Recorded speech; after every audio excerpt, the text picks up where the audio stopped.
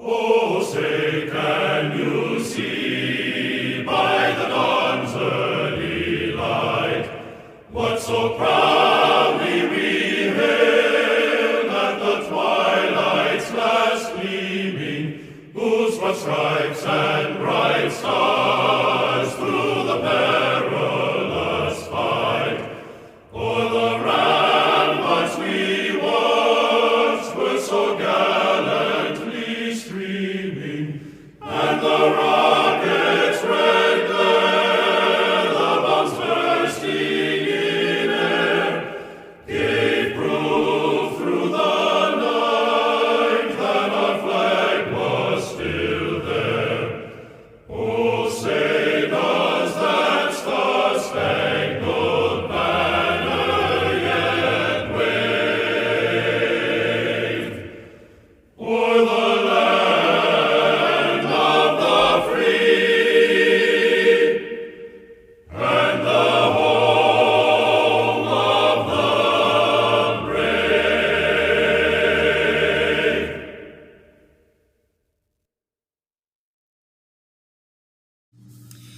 Hey everyone, welcome back to our channel. If you're new here, please subscribe. I'd really love that if you're returning. How you doing? Friends and family, grab that coffee. Maybe a snack or two. And let's get into it. So, I got word from a community member in Australia, and she's like, you're not going to believe this. So, over there in a store, you all know this store, it's called Woolworths, right? And Woolworths over there is big, okay? So, you all know what snow peas are, right? If you've ever ordered Chinese food, okay, there's always snow peas in Chinese food. I love snow peas myself. Okay, they go by a different way measuring thing than we do, okay? They go by kilos. And 1 kilo to us is 2 pounds, okay? So if you try and go over there or if you live over there and you want to buy snow peas, guess how much 1 kilo of snow peas is over there, which would be 2 pounds to us? $42.80. Yeah. Can you imagine paying $42.80 for snow peas? Has anyone here in this community bought snow peas recently? Or are you growing snow peas, shall I ask? Okay, so that's just an insane amount of money, especially when just last year, this time last year, snow peas were going for $6.99 a kilo, which means the price has gone up 512% since last year. Talk about crazy inflation. Okay, so I mean, you know, it's becoming insane. You know, I've never thought I would ever hear of such prices ever when it comes to produce. Ever. So on to this. Now, Kohl's supermarket, not Kohl's like the clothing store thing that we have here. Kohl's, which is C-O-L-E-S, okay? They're under fire because of grapes. The fruit. Grapes. I'm growing grapes on my fence right now. I've got 4 grapevines, okay? And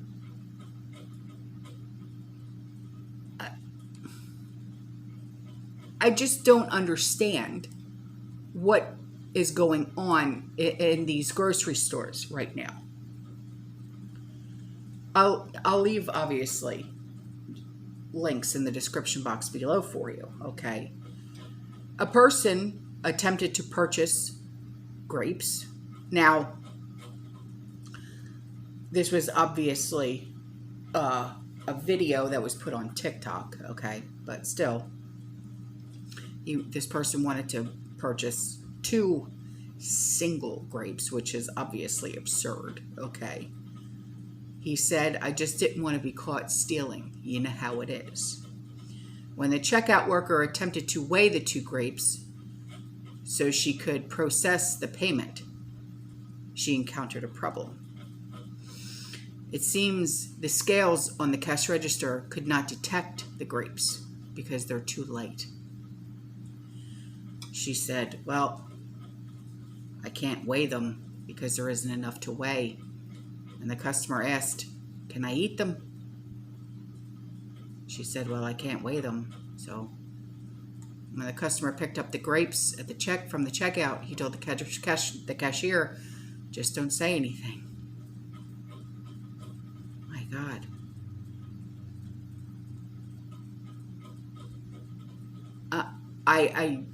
I don't know what to say. I mean, you're kind of, this guy who did this TikTok video, he kind of put that woman in a position to where she could possibly lose her job. I mean, I know it's only over 2 grapes, but still, why would you do something like that? I don't know. So on to this. There is a shortage of mustard, but it's in Vive la France. And it's going to be hitting us in the U.S. next. With Canada being the world's #1 producer of mustard seeds. Severe hot weather in the country, the southern region of Canada, earlier this year is being cited as a large part of the problem. And mustard plants that would typically produce 8 to 10 seeds in a pod, they are merely eking out 4 to 6 seeds this year. And poor harvests brought on by bad climate in France have only compounded the issue of the reserve. So stock up on mustard seeds, okay? If you plan on planting it, okay? So on to this. My gosh, things are just getting stranger and stranger by the day. I swear it is. So, the out-of-stock rate hit 70% in May and nearly double the rate from April. And this country is still facing shortages of the critical food product. And this is our country under the Pelosi potato regime, okay? And this week, after several months of baby formula shortages, the potato regime announced they will start importing formula from Mexico. It took them 6 months to devise a simple plan, and it's pathetic.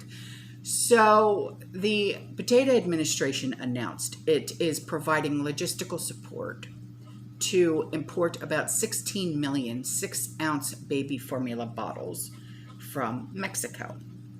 And the project starts this week. And it involves the Department of Health and Human Services expediting trucks that will drive about 1 million pounds of Gerber Good Start Gentle infant formula from a Nestle plant to U.S. retailers. This will nearly double the amount of formula imported to the U.S. to date. Now, my question is, do you remember, what was it, just 2 months ago? Was it maybe 2 months ago?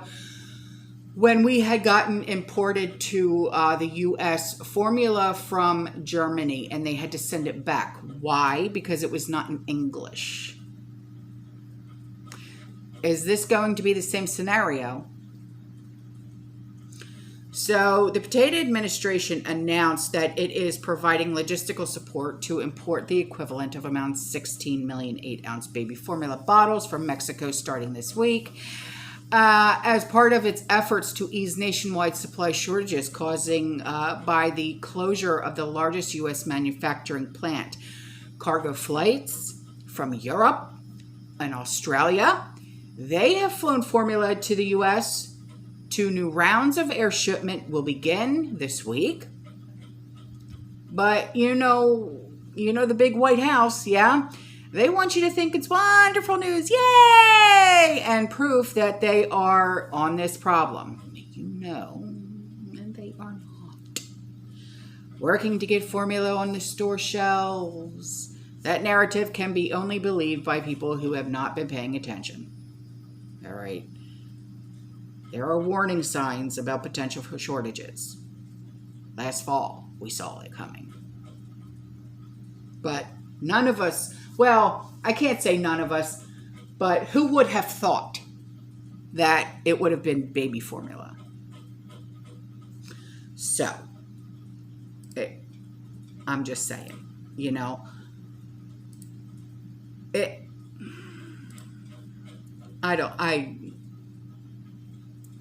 it's sad. It really, truly is sad. So, I get frustrated. I know you guys do too. So on to this. A community member, she wrote in and she said, in the past, the bags of rice would go on sale 3 for $1. Now it is one sale for 50 cents. But I jokingly said to myself, 1 pound bag. Well, yeah. They have now downsized the 1 pound bags to 12 ounces. Yeah, they did. That, and also the boxes of pasta, you know how it used to be 16 ounces, now it's 12 ounces. They're doing this a lot. Shrinkflation, it's normal to them. She says, shoppers check the weight of your packages. They love to leave the boxes and such appearing the same as normal, but reduce the contents, thinking no one will notice. Yeah, I know.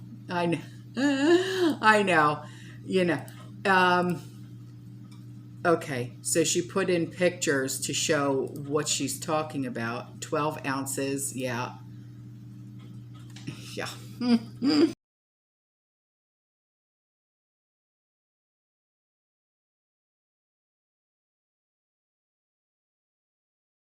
And before I go, this was sent to me by a community member, okay? And obviously, if it concerns him, it concerns me, which in all, it should concern you as well, okay? So, this, okay, yes, it talks about the global food crises. But this, the way that it's put, is extremely concerning, okay? Now, they keep saying that this global food crisis has been sparked by the invasion, but the way that they're saying it now is that it will kill millions by leaving the hungriest, the most vulnerable to infectious diseases, potentially triggering the world's next health catastrophe. And that was said by the head of a major aid organization. Now, the blockade, the Russian blockade in the Black Sea ports has stopped grain movements from the world's 4th largest exporter of wheat and corn, raising the specter of shortages and hunger in low-income countries. And the knock-on effects of the food shortages mean many will perish, not only of starvation, but from having weaker defenses against infectious diseases due to bad nutrition. And they say that they think they've probably already begun our next health crises. It's not a new pathogen, but it means people who are poorly nourished will be more vulnerable to the existing diseases. And with the combined impact of infectious diseases and the food shortages and the energy crises, we can be talking about millions of extra deaths because of it. World governments should minimize the impact of the food crises by providing frontline healthcare to the poorest communities, who will be the most vulnerable. And this means focusing on primary healthcare. So the healthcare that is delivered in the villages, in these communities, hospitals are important, but when you are faced with this kind of a challenge, the most important thing is primary health care. And in 2020, we saw globally 1.5 million people less getting treated for TB. And tragically, that means several hundreds of thousands of people will perish, but also that those people will infect other people. And the West and the Ukraine, they're accusing Russia of trying to pressure them into concessions by blockading vital grain exports to increase fears of global famine. But we know that this global famine is coming. We know it is. A lot of us are preparing for a 7-year famine. I mean, I know that I can count on both hands the amount of people I know that are preparing for a 7-year famine. And I mean, I wish that I could get to that point in my preps, but financially I can't do it.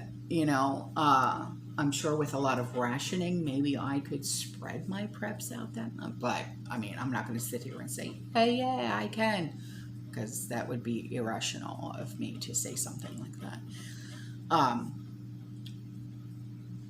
But so this is now something that we should be concerned about, because we do have in this country a lot of people who are suffering from starvation, malnourishment, and this could impact us. It's not just third world countries here that are going to be affected by this. Not at all. Not at all. And here's just one more thing. Did you know that it was just announced that there's going to be massive layoffs in the real estate industry? JP Morgan fired hundreds of mortgage bankers as the housing market broke or is breaking. Yeah.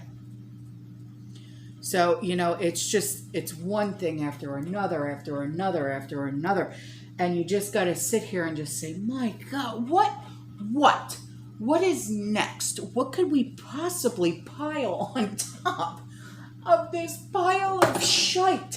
I can't imagine. But you know that they will pile on more crap that, darn it, I can't pick that up. And it's just, it's never ending. It's never ending. And, man, you feel, first you feel vulnerable. Second, you feel overwhelmed. And you just, oh, God, well, how can I prep for this now? You don't know. You just got to, keep going. Don't stop. Fill in your gaps.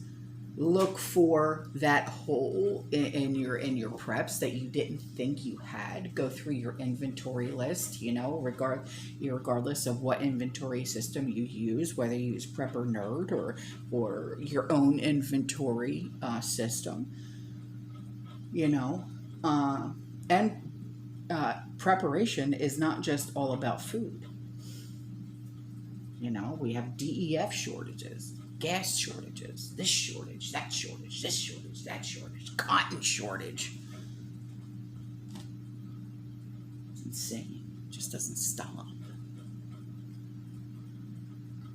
What next? Potato. You know? Alright, guys, I'm out of here. I love you. I'll see you in the next one. You stay safe. You stay positive. You keep prepping. And as always, fear less. Right?